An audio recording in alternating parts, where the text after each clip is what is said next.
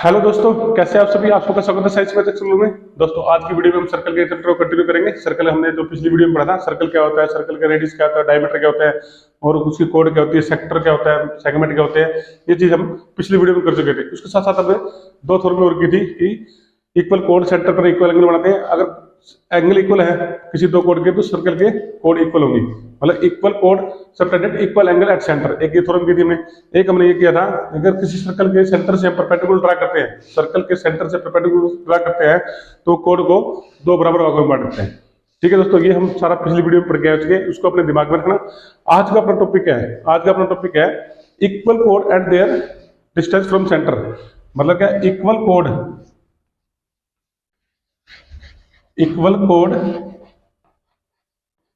and their distance from center। ये आज का अपना टॉपिक है। मतलब अगर सर्कल के इक्वल कोड है तो सेंटर से कैसे दूरी पर रहेगी। ठीक है, तो पहले इसको समझने से पहले ये चीज समझिए, अपना सेंटर क्या है। सर्कल का सेंटर क्या होता है? अपना सर्कल का सेंटर क्या होता है? अपना एक पॉइंट होता है। कोड क्या होती है? अपनी एक लाइन सेगमेंट होती है। ठीक है, कोड। अब इन दोनों के बीच हमें डिस्टेंस निकालना है, इन दोनों के बीच हमें डिस्टेंस निकालना है, तो हम कौन सा डिस्टेंस कंसीडर करेंगे? अब ये लाइन है, लाइन के ऊपर तो यहाँ भी पॉइंट है, यहाँ भी पॉइंट है, यहाँ भी पॉइंट है, यहाँ भी पॉइंट है, यहाँ भी पॉइंट है, यहाँ भी पॉइंट है, यहाँ भी पॉइंट है। मान लिया ये L1 है, ये L2 है, ये L3 है, ये L4 है, पॉइंट का नाम लिख दिया, L5 है। ठीक है, तो ये इसका डिस्टेंस हो गया, ये इसका डिस्टेंस हो गया। ठीक है, ये इसका डिस्टेंस हो गया, ये इसका डिस्टेंस हो गया। ठीक है, ये इसका डिस्टेंस हो गया, ये इसका डिस्टेंस हो गया। या अगर ये पॉइंट है तो इसका डिस्टेंस हो गया। ठीक है, ये एक पॉइंट है और एक लाइन पे डिस्टेंस। तो इस इन दोनों के बीच के अंदर हम कौन सा मतलब डिस्टेंस कंसीडर करेंगे? तो एक बात प्यारे दोस्तों ये याद रखना, किसी भी दो ऑब्जेक्ट के बीच में हम अगर डिस्टेंस निकालते हैं तो हम कौन सा कंसीडर करते हैं? Perpendicular distance. मतलब इस पॉइंट से इस लाइन के बीच में जो परपेंडिकुलर होगा, बिल्कुल सीधा, परपेंडिकुलर मतलब बिल्कुल सीधा जो डिस्टेंस होगा, ठीक है, उस डिस्टेंस को हम कंसीडर करते हैं। मान लिया ये पॉइंट O है, ये L4 है, तो OL4 जो लाइन होगी वो इस पॉइंट के और इस लाइन के बीच में क्या होगा? डिस्टेंस होगा। तो किसी भी दो ऑब्जेक्ट के बीच में, मतलब दो लाइन के बीच में डिस्टेंस निकालना है तो हम कौन सा डिस्टेंस निकालेंगे? Perpendicular distance. मैथमेटिक्स के अंदर परपेंडिकुलर डिस्टेंस को ही कंसीडर किया गया। परपेंडिकुलर डिस्टेंस को माना है क्योंकि परपेंडिकुलर डिस्टेंस क्या होता है? Shortest distance between two point. Perpendicular distance क्या होता है? शॉर्टेस्ट कम दूरी वाला पॉइंट होता है। ठीक है, दो पॉइंट या दो ऑब्जेक्ट के बीच में। तो एक बात याद रखना कि अगर एक पॉइंट से और लाइन के बीच में हमें डिस्टेंस निकालना है तो परपेंडिकुलर डिस्टेंस निकालेंगे, परपेंडिकुलर डिस्टेंस निकालेंगे। ठीक है, आगे बात समझ में। अब सर्कल के अंदर चलते हैं। ठीक है, सर्कल का अपना टॉपिक है कि equal code eight their distance from centre. मान लिया कि अब हमें क्या देगा? ये इक्वल कोड देगा। कोड का मतलब जो है, आप यहां देखिए, ये कोड है, एक सर्कल है, एक कोड है अपनी A और B। ठीक है, एक कोड अपनी क्या है? C और D। ठीक है, मैं ये कह रहा हूं कि AB इक्वल टू CD। ठीक है, AB इक्वल टू CD और इसका सेंटर है ये। ठीक है, सेंटर है। अगर किसी सर्कल की दो कोड या दो से ज्यादा कोड इक्वल है, यानी इक्वल कोड है, तो वो सेंटर से बराबर दूरी पर रहेंगे। सेंटर से वो क्या रहेंगे? बराबर दूरी पर रहेंगे। ठीक है, मान लीजिए सेंटर है तो इनके बीच में ये डिस्टेंस क्या रहेगा? हमेशा बराबर रहेगा। Equal code and their distance from centre. अगर कोड इक्वल है तो उनका सेंटर से डिस्टेंस क्या रहेगा? वो भी क्या रहेगा? बराबर रहेगा। अगर किसी सर्कल के अंदर दो कोड सेंटर से बराबर दूरी पर है, सेंटर से बराबर दूरी पर है, तो दोनों कोड क्या रहेंगी? बराबर रहेगी। ठीक है, आया बात समझ? दो से ज्यादा भी हो सकती है, मतलब जितनी भी इक्वल कोड होगी, किसी भी सर्कल की इक्वल कोड जितनी भी होंगी वो सेंटर से समदूरस्थ होंगी। समदूरस्थ का मतलब बराबर दूरी पर होंगी। ठीक है, अगर किसी सर्कल की दो या दो से ज्यादा कोड सेंटर से बराबर दूरी पर है तो क्या होगा? वो कोड क्या होगी? बराबर होंगी। आज के टॉपिक में यही पढ़ना, आज के टॉपिक में यही पढ़ना। इस बात को अपने दिमाग में फिट करना कि अगर सेंटर से अगर कोई कोड बराबर दूरी पर है तो कोड इक्वल होंगी। अगर कोड इक्वल है तो उनका सेंटर से डिस्टेंस क्या होगा? वो क्या होगा? बराबर होगा। अब ये बात नोट करिए, सेंटर से डिस्टेंस। अब सेंटर से कोड का डिस्टेंस क्या होगा? ये परपेंडिकुलर डिस्टेंस होगा। ये जो लाइन होगी हमेशा क्या होगा? परपेंडिकुलर डिस्टेंस होगा। ये डिस्टेंस, अगर ये सेंटर से कोड का डिस्टेंस है तो ये कोड के ऊपर 90 डिग्री का एंगल बनाएगा, 90 डिग्री का एंगल बनाएगा। और एक अपने पिछली वीडियो में थ्योरम पढ़ी थी, पिछली वीडियो में एक थ्योरम पढ़ी थी, एक सेंटर सर्कल है और एक कोड है।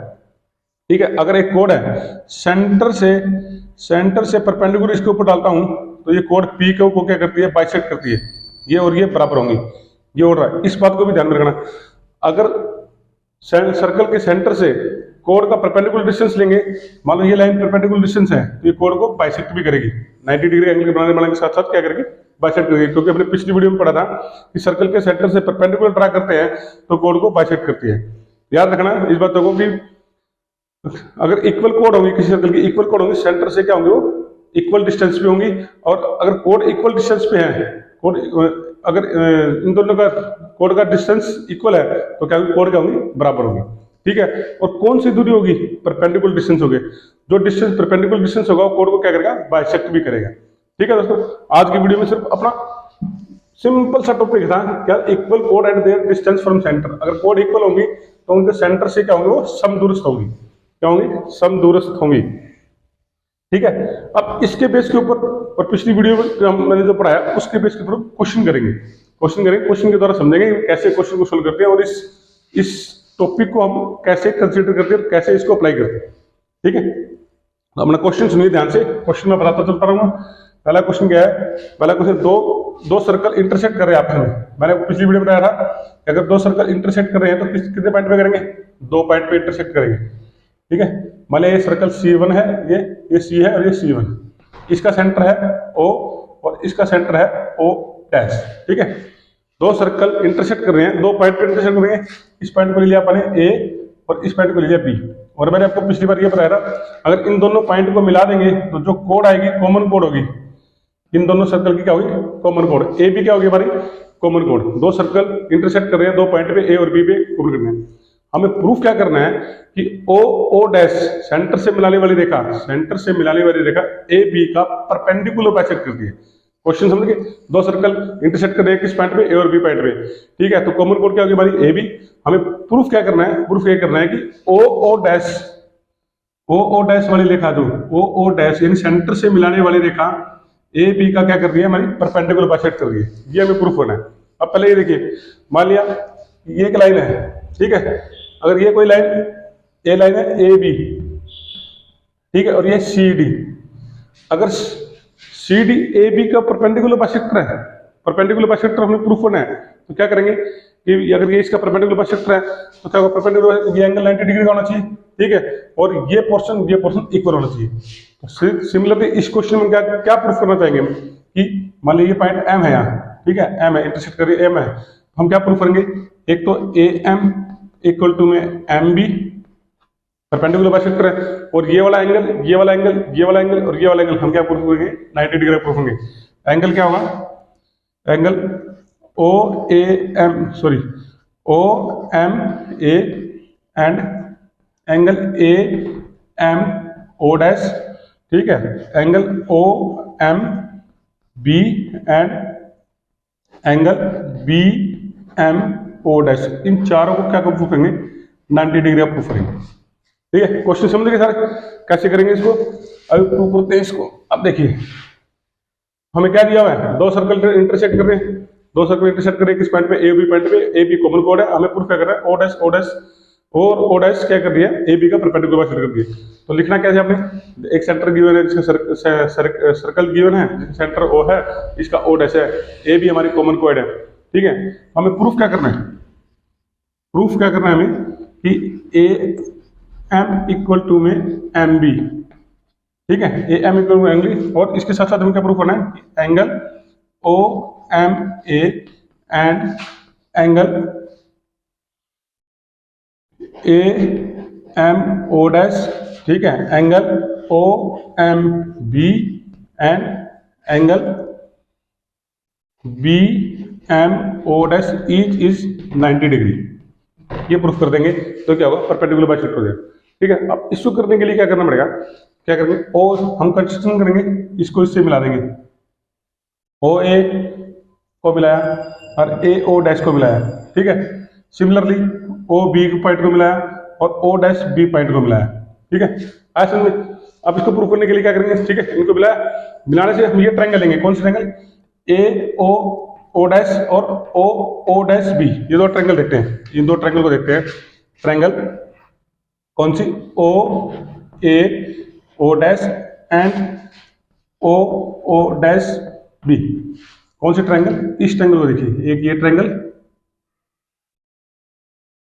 और एक ये ट्रायंगल, जो बड़ी वाली ट्रायंगल बन रही है, इनको देखिए। ठीक है, इसके अंदर क्या है? ओ ए इक्वल टू में ओ बी होगा, ओ ए इक्वल टू में ओ बी क्यों होगा? ये बड़े वाले सर्कल का, इस सर्कल का रेडियस है। Similarly A O dash equal to में ओ डैश बी होगा, तो इस सर्कल का रेडियस है, ये इसके रेडियस है। ठीक है, और ओ डैश क्या है?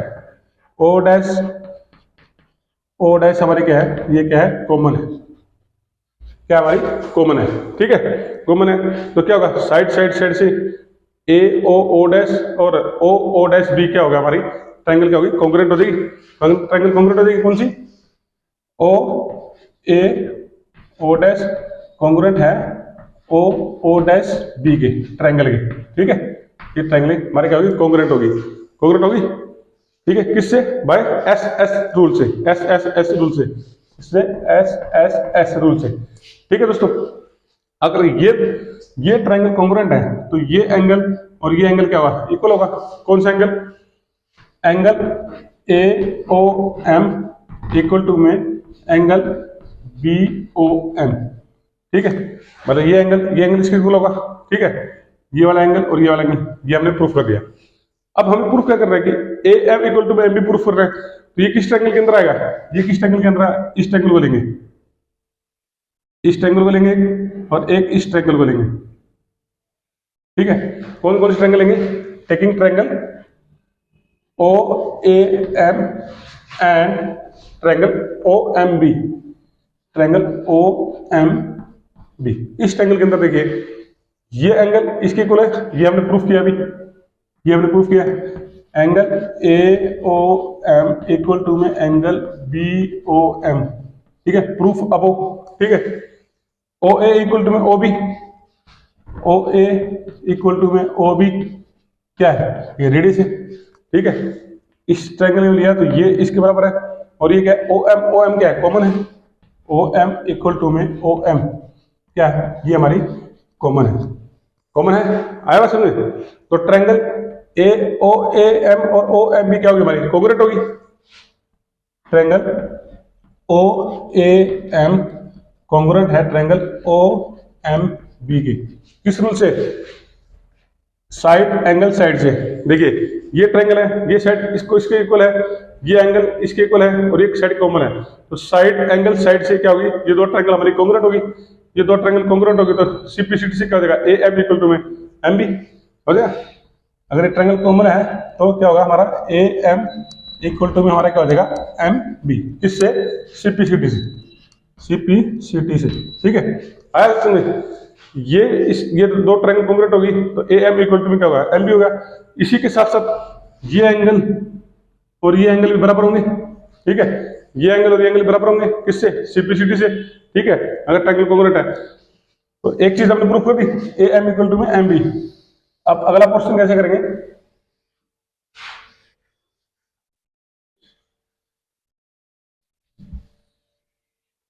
ठीक है, A M equal to M B हमने प्रूफ कर दिया, A M equal to M B proof कर दिया। अगर ये ट्रायंगल इससे कॉन्ग्रुएंट है तो एंगल ए एम ओ और बी एम ओ भी बराबर होंगे। Angle A M O equal to में एंगल बी एम ओ, ये भी बराबर होंगे। ठीक है, हम जानते हैं कि ये दोनों एंगल, ये दोनों मिलकर क्या बना रहे हैं? अगर इन दोनों को प्लस कर दे, इन दोनों को प्लस कर दे, क्या बना रहे हैं? कितने डिग्री एंगल बन रहे हैं? 180 डिग्री का, 180 डिग्री का। और ये दोनों बराबर है तो मैं इसको ऐसे भी लिख सकता हूँ, A M O plus A M O equal to 180 degree, क्योंकि ये इसके बराबर भी है। इन दोनों को प्लस करके क्या बना रहे हैं? 180 डिग्री का बना रहे हैं। दोनों मिलके एक लाइन के ऊपर एंगल कितना बनता है? 180 डिग्री का, और ये दोनों बराबर भी है। इसकी वैल्यू यहाँ रख दी मैंने, तो A M O plus A M O equal to 180 degree होगा।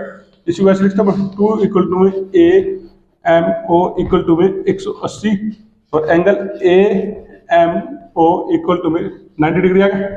Angle A M O 90 degree आ गया। ये एंगल इसके इक्वल है। ठीक है, तो ये भी 90 डिग्री होगा। ये एंगल इसी क्या है? वर्टिकल अपोजिट, तो ये भी 90 डिग्री होगा। ये एंगल इसी क्या है? वर्टिकल अपोजिट, तो ये एंगल भी हमारे क्या होंगे?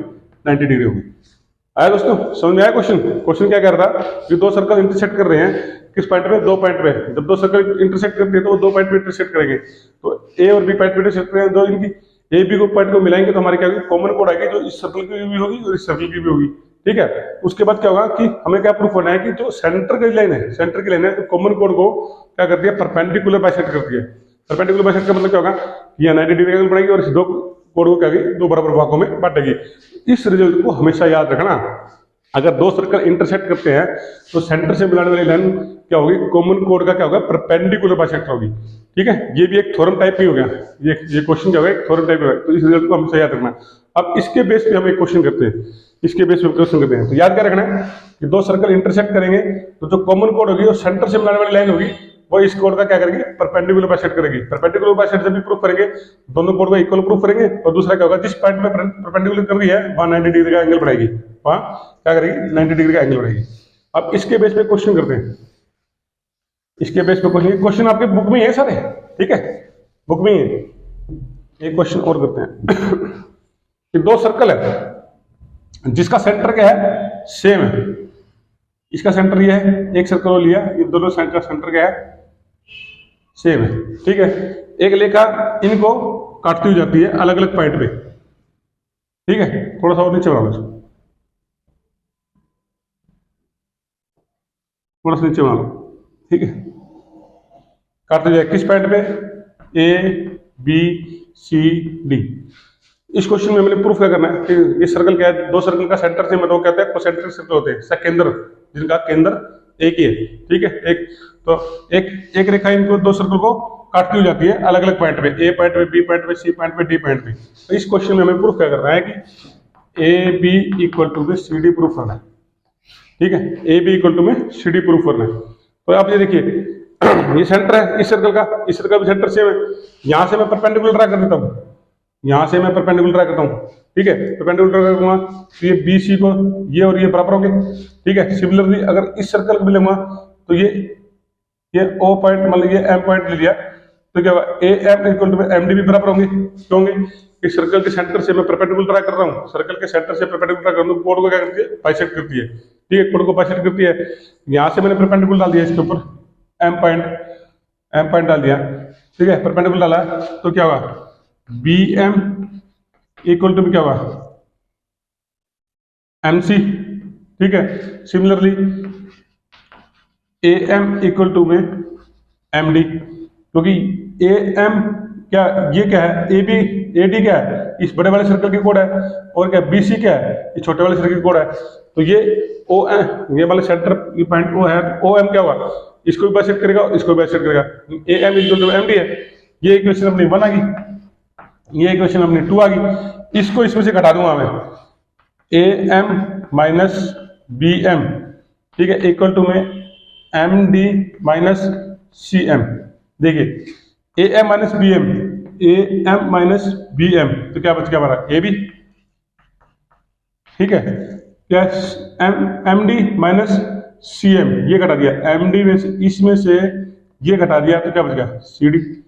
यही हमें प्रूफ करना था। और ध्यान क्या रखना था कि हमें यहाँ से परपेंडिकुलर डालना है। जब परपेंडिकुलर डालते हैं इस सेंटर के सर्कल से कोड पे परपेंडिकुलर डालते हैं तो कोड को दो बराबर बढ़ता है। ठीक है, अभी क्या इक्वल, ये इक्वल में से ये इक्वल घटा दिया, ये क्या? A B equal to C D. आया क्वेश्चन? ये आपकी बुक में ही है। अब एक अच्छा क्वेश्चन एक और है, उसको करते हैं। ठीक है, एक और क्वेश्चन है। एक क्वेश्चन को समझो पहले क्या कहता है कि एक सर्कल है, एक सर्कल की दो कोड इक्वल है। सर्कल की क्या है? एक सर्कल है, इक्वल कोड है दो, और दोनों सर्कल के अंदर आपस में प्रतिच्छेद करती हैं, आपस में इंटरसेक्ट करती हैं।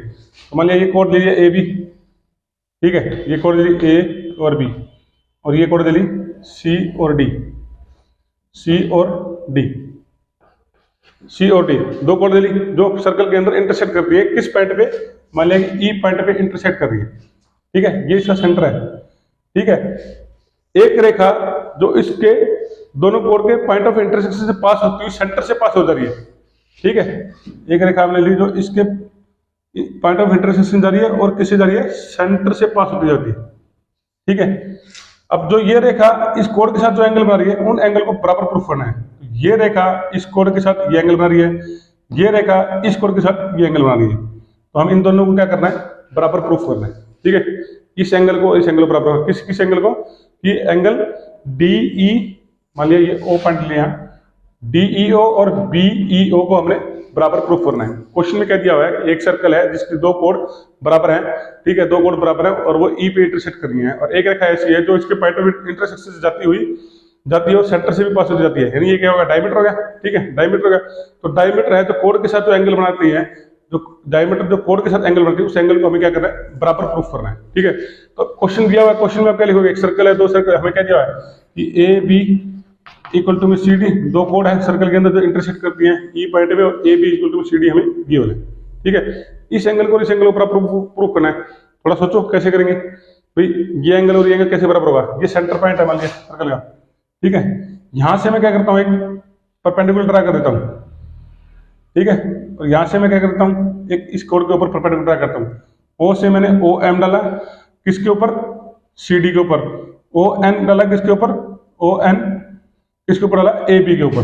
ठीक है, परपेंडिकुलर ड्रा कर दिया, परपेंडिकुलर ड्रा कर दिया, हमें क्या प्रूफ करना है कि ये एंगल और ये एंगल प्रूफ करना है। तो अभी ट्रायंगल कौन सी बन गई बनी, MEO और NEO, ये दो ट्रायंगल बन गई।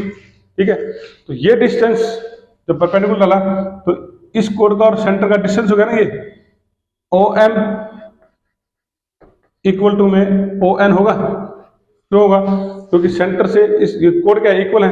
अगर इक्वल कोड है तो सेंटर से क्या होंगे, बराबर दूरी पर होंगी। यहां से मैंने परपेंडिकुलर डाला तो ये क्या होगा, परपेंडिकुलर डिस्टेंस हो गया। यहां से इसके ऊपर कोड के ऊपर परपेंडिकुलर डाला, ये डिस्टेंस हो गया, ये परपेंडिकुलर डिस्टेंस हो गया ना, तो क्या होगा, इक्वल कोड है there equal distance from centre.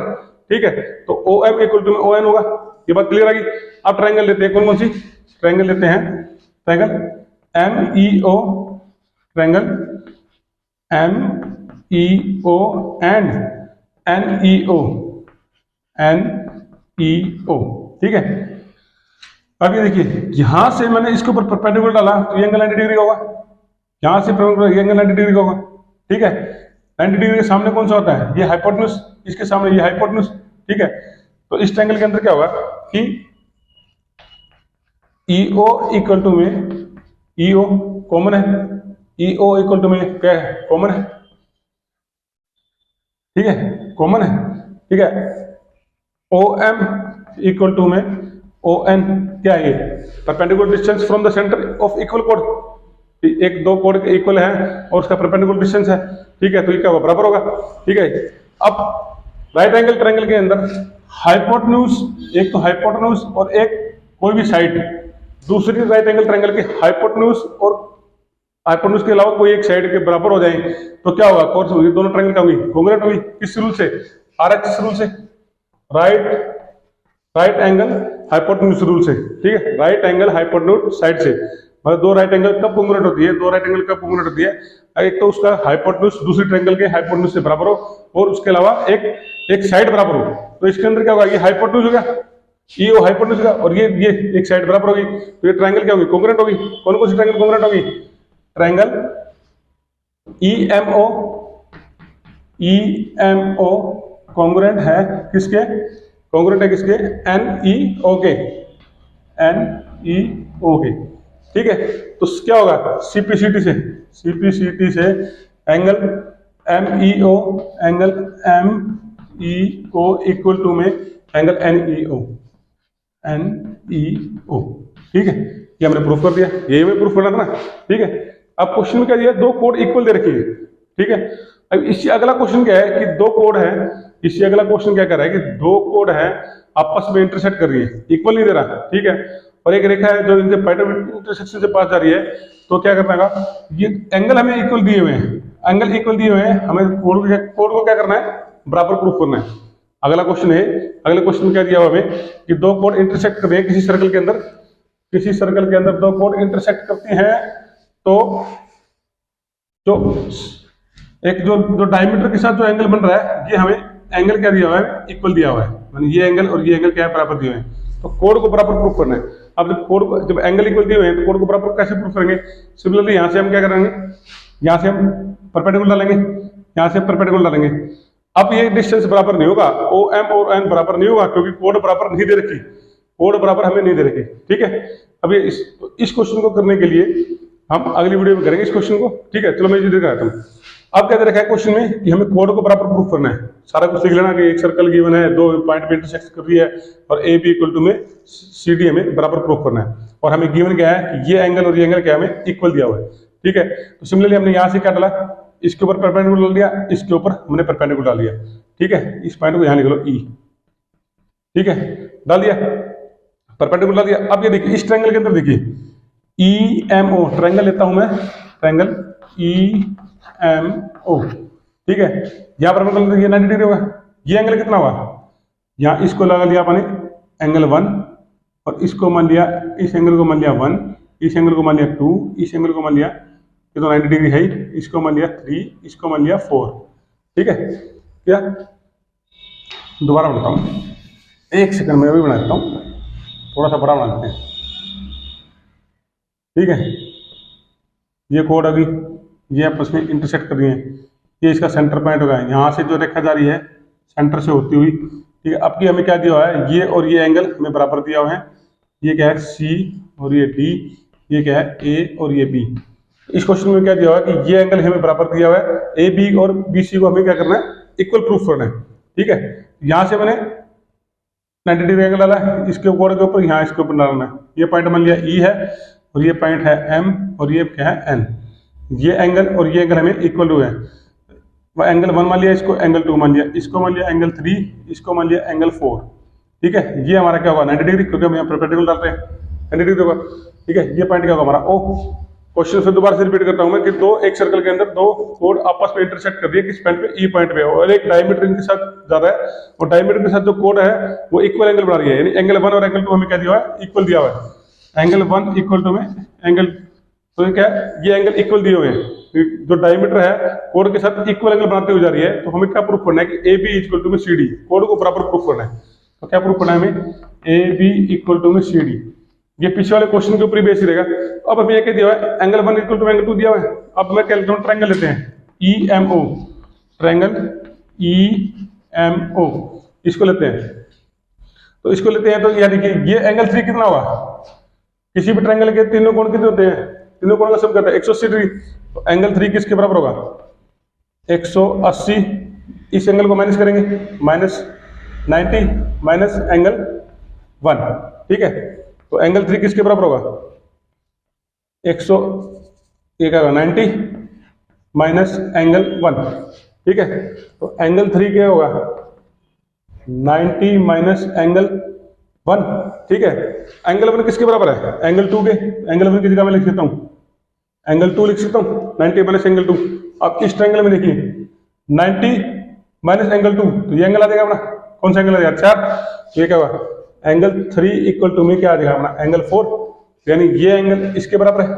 ठीक है, एंगल 3 इक्वल टू में एंगल 4, ये एंगल हमें बराबर दिया हुआ है, ये एंगल क्या हमें बराबर है। ठीक है, देखिए ये एंगल हमने प्रूफ कर दिया बराबर है, ये एंगल हमें बराबर दिया हुआ है। अब इस ट्रायंगल को और इस ट्रायंगल को देखिए ई एम ओ और ई एम एन ओ को, कि ये एंगल इसके बराबर है, ये एंगल इसके बराबर है और ये साइड क्या है, कॉमन है। ठीक है, तो ये दोनों ट्रायंगल किससे हो जाएंगे, कॉन्ग्रुएंट, किससे, एंगल साइड एंगल से। एंगल साइड एंगल क्या होता है कि दो एंगल कोरस्पोंडिंग और उनसे दो और एंगल और उनके बीच की एक साइड किसी दूसरी ट्रायंगल के दो एंगल और उसके बीच की साइड के बराबर हो जाए तो दोनों ट्रायंगल क्या होती है, हमारी कॉन्ग्रुएंट होती है। कॉन्ग्रुएंट होगी कौन सी, ये दोनों ट्रायंगल कॉन्ग्रुएंट होगी, तो सीपीसीटी से हमारा क्या होगा, ये और ये डिस्टेंस बराबर हो जाएगा। ये ओ एम इक्वल टू में ओ एन, ये क्या होगा, बराबर हो जाएगा किससे, सीपीसीटी से। ये क्या हमारा परपेंडिकुलर डिस्टेंस है, ये क्या है, कोड से परपेंडिकुलर डिस्टेंस है, ओ एम इस कोड का और ओ एन क्या है, इस कोड का। ठीक है, क्या होगा, परपेंडिकुलर, इस कोड का परपेंडिकुलर डिस्टेंस है। तो ये जब परपेंडिकुलर डिस्टेंस बराबर हो गया तो कोड क्या हो जाएंगे, हमारी बराबर हो जाएंगे। इस तरह से हम ये ए बी और सी डी को प्रूफ करेंगे। ठीक है, इस क्वेश्चन में क्या किया हमने, ये एंगल हमें गिवन दिया, इस एंगल को हमने बराबर प्रूफ किया। इस एंगल को बराबर प्रूफ किया तो एंगल साइड एंगल वाली प्रॉपर्टी से इस ट्रायंगल को इस ट्रायंगल को बराबर प्रूफ किया। इन दोनों को बराबर प्रूफ किया तो क्या होगा, ओ एम इक्वल टू में क्या हो जाएगा, ओ एन, ओ एम क्या हो जाएगा इक्वल टू, ये ओ एम और एन क्या है, कोड का परपेंडिकुलर डिस्टेंस है। परपेंडिकुलर किसी दो कोड का परपेंडिकुलर डिस्टेंस बराबर है तो कोड क्या होती है, बराबर हो जाएगी। जो मैंने शुरू में आपको छोटा सा टॉपिक कराया था उसके बेस के ऊपर मैंने 3-4 क्वेश्चन कराए हैं, ये क्वेश्चन ऐसे अप्लाई होंगे। ठीक है दोस्तों, आज की वीडियो में हम इतने करेंगे। इससे अगली वीडियो में हम करेंगे angle subtended bye an arc, angle subtended bye an arc, भी आर्क सेंटर के ऊपर कैसे एंगल बनाती है। आज की वीडियो अच्छी लगी दोस्तों लाइक करना, शेयर करना, सब्सक्राइब करना। Thank you.